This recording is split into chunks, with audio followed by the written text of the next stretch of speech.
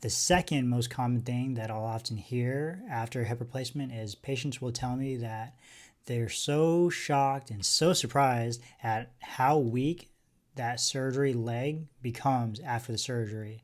So one of the main things that patients will notice after the surgery is they're gonna have that inability of just lifting up their leg. So you'll notice this primarily whenever you're trying to change position. So for example, if you're trying to just get out of bed, so trying to lift up the leg to bring it off the edge of the bed, that by itself will be a task. And there's going to be some modification in terms of how you perform that because the leg is just going to be so weak. So a lot of patients will tell me that they're just very surprised at how weak that leg gets.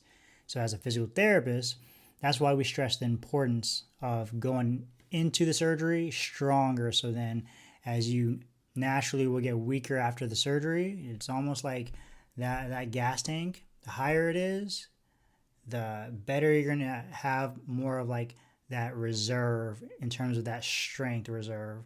So you're naturally just going to lose a certain amount of strength, but if you go in there stronger, you're going to have a lot more reserve compared to if you don't do your prehab, if you don't do the strengthening to prepare for the surgery, you're going to have a much, much less gas tank and reserve of that strength.